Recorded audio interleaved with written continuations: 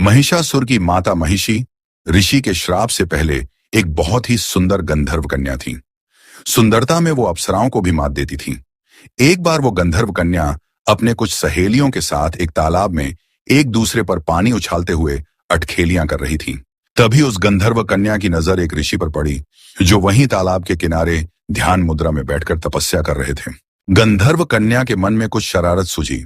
वो चुपके से ऋषि के पास गई और वहां जानबूझकर कीचड़ युक्त पानी को उछाल उछाल कर अपनी सहेलियों के साथ अटखेलियां करने लगी। उसका उछाला हुआ पानी ऋषि के ऊपर गिरने लगा, जिससे ऋषि का ध्यान भंग हो गया। ऋषि गंधर्व कन्या के इस हरकत से क्रोधित हो उठे। वो समझ गए कि यह गंधर्व कन्या जानबूझकर ऐसा कृत्य कर रही है। उन्होंने उस गंधर्व कन्या को श्राप दे दिया कि ऐ गंधर्व कन्या, तुम अकारण ही इस तालाब में अटखेलियां कर करके पूरे पानी को कीचड़ युक्त कर दिया। ऐसा कृत्य तो भैंस करती हैं।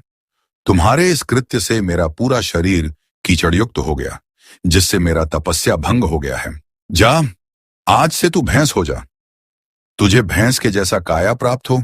गंधर्व कन्या हाथ जोड़कर ऋषि से क्षमा मांगने लगी और अपना श्राप वापस लेने के लिए गिड़गिड़ाने लगी। ऋषि को उस गंधर्व कन्या पर दया आ गई।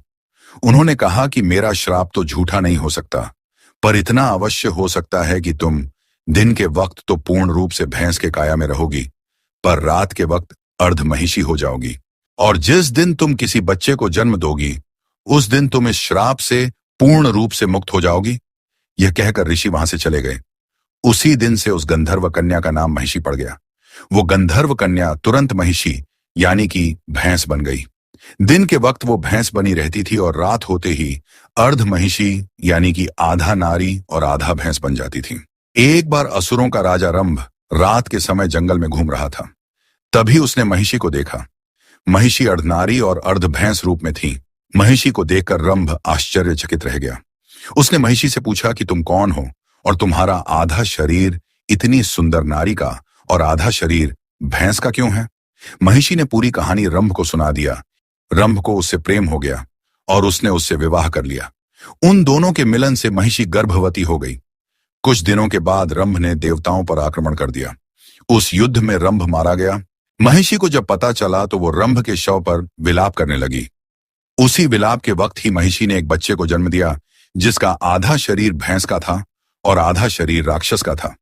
उसके इस अर्ध महिष और अर्ध असुर शरीर के कारण उसका नाम महिषासुर पड़ा। वो जब चाहे तब पूर्ण रूप से असुर बन जाता था और जब चाहे तब पूर्ण रूप से विशाल भैंसा बन जाता था। ये थी महिषासुर की जन्म की कथा।